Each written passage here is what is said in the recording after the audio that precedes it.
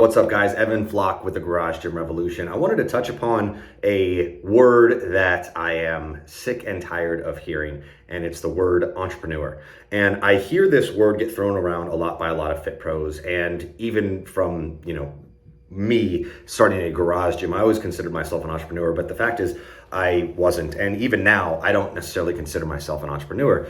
And the reason is I own one business, my garage gym, and a second business, the Garage Gym Revolution, and they're really both in their infancy stages. Now, the garage gym itself, I have an employee, my wife, right, who does all of the training. She actually runs the business. It's totally her business right now. So right now, I'm responsible for one business. Now, I think when we think of the word entrepreneur, what we really mean is we create our own opportunity. And that is what all fit pros in the world have to do. You have to go out and find clients. You have to sell clients. You have to manage your bank account. You have to manage your hours, your schedule. That is real entrepreneur behavior. But that doesn't make you an entrepreneur. That just makes you a business owner. That makes you a responsible adult. And I'll be honest, most fit pros are probably better off working for somebody else where they don't have to worry about that stuff.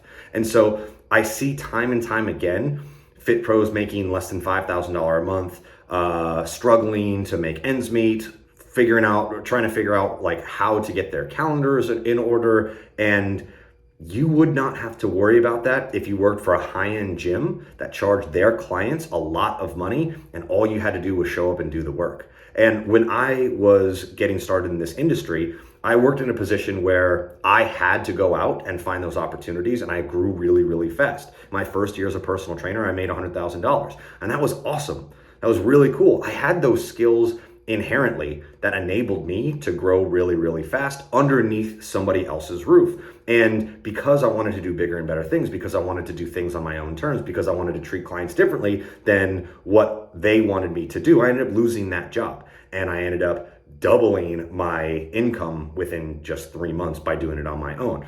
I am inherently good at creating a 6-figure fitness business, but do I know how to create a 7, 8, or 9-figure businesses? Do I know how to run multiple businesses? Do I know how to find people that I can strategically place into roles that are going to allow me to step away from those businesses? The answer is no. And this is why I don't consider myself an entrepreneur. I'm just a business owner. Now, maybe in a couple years, I will be. And right now I'm practicing entrepreneurial behavior. But at the same time, I have to recognize that I am nowhere near a position where I'm comfortable calling myself an entrepreneur. Now, any of you who do consider yourselves entrepreneur, if you're struggling, ask yourself what your struggles really are. Are they all financial? Are they time? Are they you don't know how to hire? Are they, client acquisition? Are they sales? What is it that you are struggling with? And then from those struggles, recognize where you can get help, where you can hire, where you can outsource, and start to take some load off of your back. And even then, once you've figured out all that stuff, now you got to ask yourself, is this scalable? If the answer is no, you're not an entrepreneur, period. And that's okay. Now, if your struggles are all of the above and it's too much to bear, you need to ask yourself why you're in this game in the first place, because finding a job is what most people need to do in this industry. And it's great that we have a lot of hungry trainers in the world who are trying to run their own businesses on their own terms.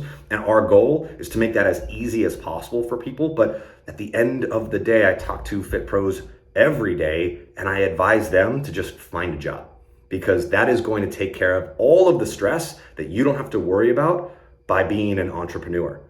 All you got to really worry about is showing up and doing the best that you can, is standing out enough to not go against the grain. And you can make a very, very decent living working for somebody else. I'm evidence of that, having made $100,000 at 25 years old at my first job as a personal trainer. So those are my thoughts on entrepreneurship. I hope it gives you some insight. And I used to tell people all the time coming in when I was responsible for hiring new trainers, I really want to scare people away from this industry. Not because I want more clients, not because I want it all for myself, but because it's really, really hard. And if you recognize that and you're willing to accept the challenge, you will be successful.